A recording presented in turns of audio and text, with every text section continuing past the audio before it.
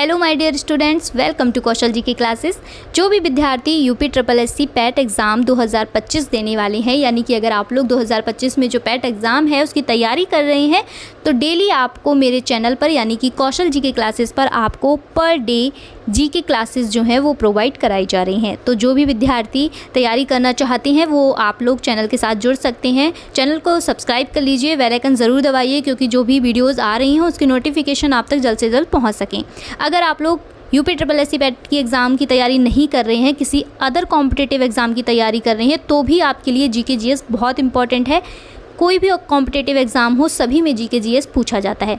तो आप लोग भी अपनी जीके को स्ट्रॉन्ग बनाइएगा। फिलहाल आज की वीडियो में हम लोग भारतीय संविधान जो है उसका परिचय, ठीक है, हम लोग इसको मेरी वीडियो पे आप लोगों को, मतलब मेरे चैनल पर आप लोगों को कम से कम 7 to 8 पार्ट्स संविधान के मिलेंगे, ठीक है, आज से लेकर, और डेली आपको 7 to 8 आपको पार्ट्स मिलेंगे, जिसमें से हर पार्ट में हम आपको कुछ नया संविधान के बारे में बताएंगे, ठीक है।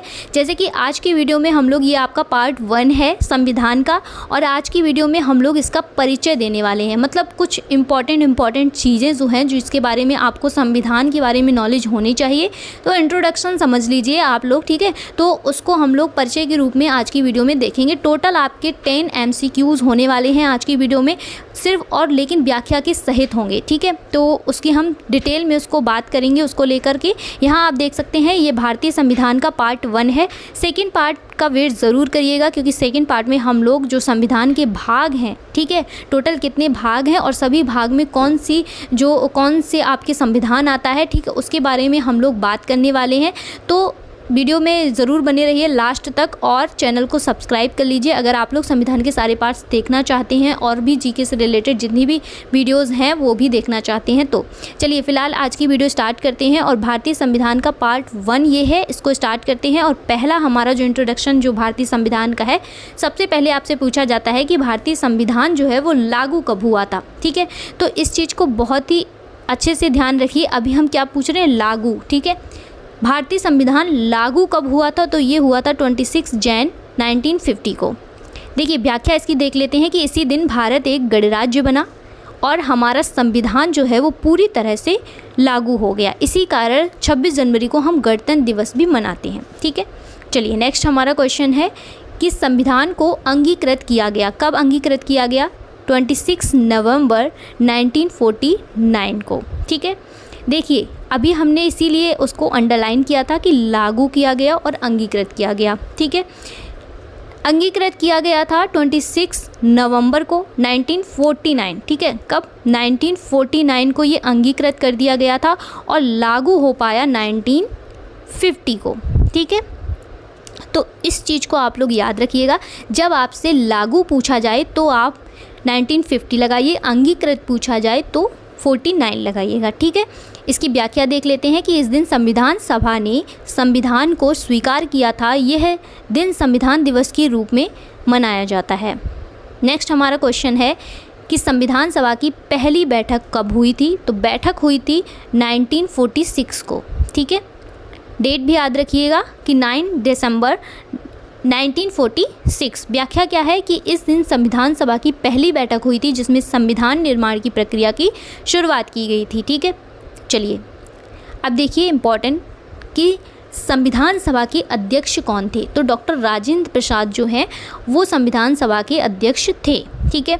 वे संविधान सभा के स्थायी अध्यक्ष थे। अब स्थायी और अस्थायी भी पूछे जाते हैं, इसीलिए आप लोग अपनी कॉपी भी साथ में लेकर बैठिएगा जब तक मैं संविधान पढ़ाऊँ। और ये सारे क्वेश्चन बहुत इंपॉर्टेंट रहने वाले हैं। आप अगर यूपी SSC की तैयारी कर रहे हैं या फिर किसी भी other competitive exam, CTET, TET, super TET, किसी की भी तैयारी करेंगे, संविधान आपसे ज़रूर पूछा जाएगा। संविधान के क्वेश्चन आपसे ज़रूर पूछे जाएंगे, ठीक है। टेट में, सुपर टेट में बहुत इंपॉर्टेंट होता है। पूरा एक आपका संविधान का ही पूरा 10 से 20 क्वेश्चन आपसे पूछे जाते हैं, ठीक है। तो यही सब आता है, तो आपको सारी चीज़ों के बारे में नॉलेज हो जाएगी। जो भी मैं जितने भी पार्ट्स लेकर आऊँ सारे ज़रूर देखिएगा। आप क्या करें, आप लोग जैसे कि मैं जितनी भी ये चीज़ें बता रही हूँ उनको नोट करते जाइए आप लोग, ठीक है। अपने नोट्स साथ में बनाते चलिए मेरे साथ साथ में। तो ये संविधान सभा के क्या थे, स्थायी अध्यक्ष। अस्थायी अध्यक्ष भी होते हैं, स्थायी भी होते हैं। तो आप जब नोट्स बनाएं, अध्यक्ष लिखें जब, ठीक है, तो अध्यक्ष जब लिखें आप तो वहाँ पर ऐसे करके एरो बना दीजिए और ऐसे लिख दीजिए कि स्थायी और अस्थायी, ठीक है। और स्थायी के नीचे आप लिख दिए डॉक्टर राजेंद्र प्रसाद। उसके बाद जब अस्थायी में बताऊं तो उनको भी लिख लीजिएगा। और बाद में भारत के पहले राष्ट्रपति भी डॉक्टर राजेंद्र प्रसाद जी बने थे। चलिए नेक्स्ट हमारा क्वेश्चन है कि संविधान की ड्राफ्टिंग कमेटी के अध्यक्ष थे, ये थे भीमराव अंबेडकर, ठीक है। संविधान को लिखने व प्रारूपित करने की जिम्मेदारी जो है वो इन्हें ही दी गई थी, इसीलिए इन्हें भारतीय संविधान का वास्तुकार भी कहा जाता है। क्या कहा जाता है? संविधान सभा का वास्तुकार, ठीक है। चलिए नेक्स्ट हम अपने क्वेश्चन की तरफ बढ़ते हैं। नेक्स्ट क्वेश्चन देखते हैं। नेक्स्ट हमारा क्वेश्चन है कि संविधान निर्माण में लगा कुल समय। देखिए संविधान निर्माण जब हुआ था तो उसमें कितना समय लगा था ये आपको जानना है, और ये इंपॉर्टेंट क्वेश्चन है, आपसे पूछा जाता है, मोस्ट इंपॉर्टेंट क्वेश्चन है, ठीक है। हर बार आपसे हर साल कॉम्पिटिटिव एग्जाम में ये क्वेश्चन पूछा जाता है। एक तो स्थायी और अस्थायी सदस्य, ठीक है, और वो लागू और अंगीकृत कब हुआ, क्योंकि उसमें कन्फ्यूज़न रहता है। बच्चे सोचते हैं कि लागू पूछा गया है तो अंगीकृत भी वही होगा, सेम, तो लिख के आ जाते हैं, ठीक है। और समय भी आपसे पूछा जाता है। तो 2 वर्ष 11 महीने और 18 दिन का हमें समय लगा था। संविधान सभा ने इतने लंबे समय में 11 सत्रों और 165 बैठकों के माध्यम से संविधान तैयार किया, ठीक है। चलिए नेक्स्ट क्वेश्चन देखते हैं। नेक्स्ट हमारा क्वेश्चन है कि प्रारंभिक संविधान में थे, क्या थे प्रारंभिक संविधान में? देखिए प्रारंभिक संविधान में थे मतलब इसमें अनुसूचियाँ, भाग और अनुच्छेद ये आपसे पूछे गए हैं कि कितने अनुच्छेद थे, कितने भाग थे और कितनी अनुसूचियाँ थीं। तो 395 अनुच्छेद, 22 भाग और 8 अनुसूचियाँ थीं। देखिए ये विश्व का सबसे विस्तृत लिखित संविधान था। बाद में क्या किया गया, संशोधनों से अनुच्छेद और अनुसूचियाँ जो हैं वो बढ़ी हैं, लेकिन ये समझिए ये पूरा लिखित संविधान है, ठीक है। ये लिखा गया था और इसको लिखने में कितना समय लगा था?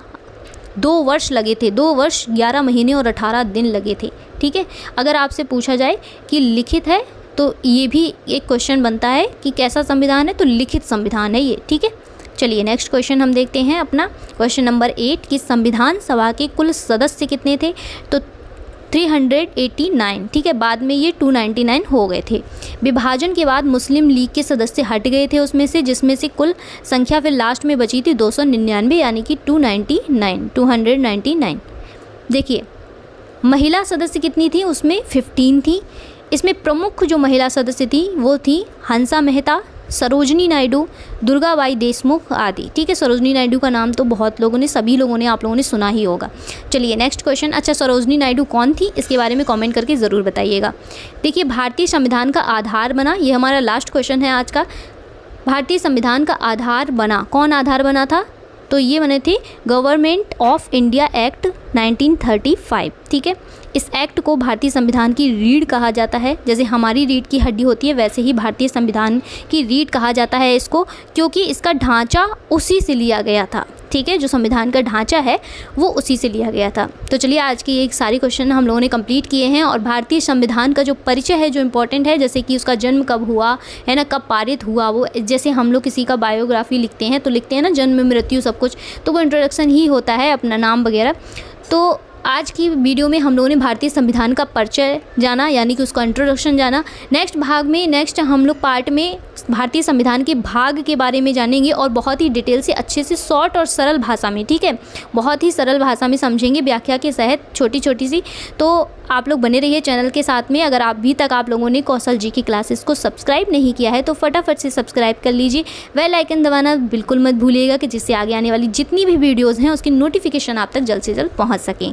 चलिए आज की वीडियो में इतना ही, मिलते हैं नेक्स्ट वीडियो में। वीडियो अच्छी लगी हो तो एक लाइक ज़रूर करिएगा। आपका एक लाइक मुझे बहुत बहुत मोटिवेशन देता है, और मैं और भी अच्छी अच्छी वीडियोज़ लाने की कोशिश करती हूँ, ठीक है। कोई भी बात हो, कोई भी आपको कन्फ्यूज़न हो तो आप लोग कमेंट कर सकते हैं। चलिए मिलते हैं नेक्स्ट वीडियो में, तब तक के लिए नमस्कार।